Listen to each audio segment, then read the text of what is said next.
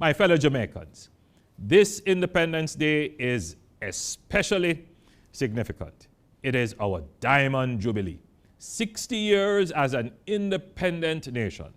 We celebrate under the theme, Jamaica 60, Reigniting a Nation for Greatness. Now, while we cannot allow the current global crises of a pandemic, war, and inflation to dampen our mood, the government is mindful of the hardships our people are currently experiencing. Therefore, our celebrations must give hope, be meaningful, and uplifting. At 60, there must be reflection, introspection, contemplation, and prospection. As leaders, have we been good stewards of our nation? As citizens, have we been law-abiding, productive, and creative? As a nation, have we been doing our part to advance the welfare of the whole human race? What will be our story in the next 60 years? We reflect on the unfurling of the black, green, and gold on August 6, 1962. A glorious time it must have been, filled with high hopes and great expectations. The culmination of over 450 years of struggle, from enslavement to emancipation to nationhood. As we began to chart our course on the journey as an independent nation, we would meet with many successes and nationally fulfilling moments. Still, we would also encounter real challenges on our journey. As we contemplate our journey, we must come to grips with our pathway. We are a small island, an open economy, geographically at risk of natural disasters. Our history is one of struggle to secure rights and social justice, particularly for labor and land. Generally, throughout our history, our economy has never been diverse enough to absorb all our labor with meaningful wages. And we have not been resilient enough to recover quickly from shocks. Now, politically, we have made significant progress in developing the framework to address our social issues. There's no question that we have a robust political class that can generate policies and a solid civil bureaucracy to implement them efficiently. The challenge has always been to develop an economy that can support and sustain our social development ambitions while withstanding shocks. In retrospect, it is true that as Jamaicans, we have not always made the connection between our economic and political choices. For decades, we have made political decisions inconsistent with good economic thinking, which have had disastrous social consequences. The perfect example is the buildup of the national debt over several decades. Certainly, external events such as global recessions and natural disasters would have pushed governments to borrow. Notwithstanding, we have created crises of our own, like FinSAC, or allowing inefficiently run state entities to continue without intervention, which has driven up the national debt. The most outstanding achievement of our nation in the last decade would be the political consensus around sustainable fiscal management and debt reduction across various administrations. This achievement started in 2010 with the Fiscal Responsibility Framework, enshrined in law with the Fiscal Rules Amendments in 2014 to the FAA and PBMA Acts. The fiscal rules essentially bind the government by law to arrange revenues and expenditures to bring down and maintain the national debt at no more than 60% of GDP. In 2021, this administration went even further, strengthening our sustainable fiscal management by passing legislation to create an independent fiscal commission to complement the passage of legislation to create an independent central bank. This framework will effectively insulate our fiscal management from the vagaries of exploitative and opportunistic political forces who want to spend without regard to the effects of high debt. I know and understand that many of our citizens at the moment may not immediately feel or appreciate the benefit of sustainable fiscal management of the economy and may be prone to support irresponsible run-with-it policies. However, we only need to look back 2 decades ago to see the impact of run-with-it policies. As we introspect on our past, we can all agree that short-sighted policies may offer short-term relief, but end up hurting the poor the most with long-term pain. Let us reject this kind of thinking and not make the same past mistakes. When we look back at this time, decades from now, we will be able to say that Jamaica achieved a significant milestone in our development and a turning point in our economy. Already we see the effects in the economy's resilience. Unemployment is at its lowest level in our history, and investments in infrastructure are increasing. As we celebrate our 60th year of independence, I know that many Jamaicans are deeply disturbed by the high levels of violence and disorder in our domestic and public interactions. Security and public safety, law enforcement, and public order are priority concerns for Jamaicans.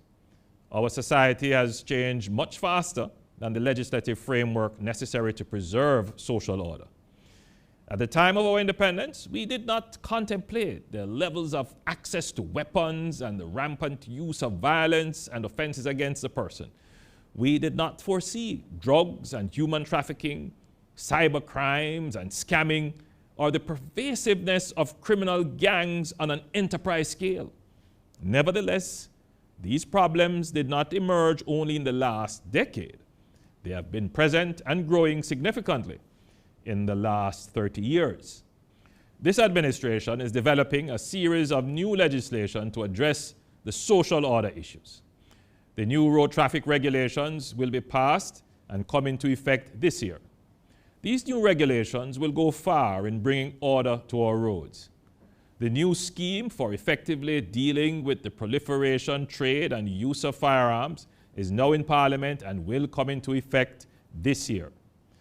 This new legislation will change the risk-reward factor by significantly increasing the penalty for possession and use of illegal firearms. We will have a slate of new protections for our people, starting with a new Bail Act, an Enhanced Security Measures Act, and a revised Zone of Special Operations Act. We will also review the Offenses Against the Person Act, the Sexual Offenses Act, and the Domestic Violence Act. All these will create a robust and modern framework relevant to the issues at hand to secure social order. The eternal struggle for land and shelter ownership is a point of contemplation as we consider 60 years of independence. Your government has committed to creating 70,000 new housing solutions for first-time homeowners. In the last 7 years, we have more than doubled the housing units brought to market. However, we recognize that the actual unfulfilled demand is for housing units at a price point that low-income earners can afford. Several supply-side issues have historically prevented the NHD from effectively addressing this housing market segment. However, I am pleased to report that we have redirected the NHD and the Housing Agency of Jamaica to focus almost exclusively all their efforts on affordable housing. Though our timelines have been affected by the pandemic, the NHD now has approximately 43,000 housing solutions on its books in various stages, from land acquisition to construction. When this period of our history is examined, it will be concluded that this was the era when we built the most affordable homes for Jamaicans. We cannot be prospective about our independence without talking about education, especially given the high levels of learning loss due to the pandemic. We now have the report of the Education Transformation Commission, and an oversight committee has been put in place to monitor the implementation of accepted recommendations. We cannot transform Jamaica without transforming the minds of our people, and the education system is key to this. The education sector is close to my heart, and I will ensure that the resources are in place to support these plans. Now, we have had major independence anniversary celebrations before. They felt good in the moment, but there were not many legacies to mark as milestones. We have already listed several milestone achievements which we will start or complete this year. However, I am particularly pleased with the list of infrastructure projects slated for this, our 60th year. We recently broke ground for the Montego Bay Perimeter Road project. Taken together with the improvements to the Donald Sangster International Airport, this will be a lasting legacy for the northwestern parishes of the island. We have started work on the Morant Bay Urban Center. Coupled with the South Coast Highway Improvement Project, the center will be a lasting legacy to the people of the northeastern parishes. This year, we will break ground for the Resilience Park in Portmore as we prepare for Portmore to become our 15th parish. Importantly, we will break ground for our Parliament building this year as an iconic symbol of our sovereignty for generations to come. And speaking of sovereignty, we have already commenced work towards becoming a republic. Hardships there are, but the land is green and the sun shineth. God has given us the resources to overcome all our challenges. We thank the Almighty Father for guarding us with his mighty hand over the last 60 years. We pray for his continued blessing and guidance in our affairs as we look to a future of hope and prosperity. I look forward to the return of the floats and to see you again in the National Stadium for Grand Gala. Happy Independence, Jamaica. May God bless you, and may God bless beautiful Jamaica, land we love.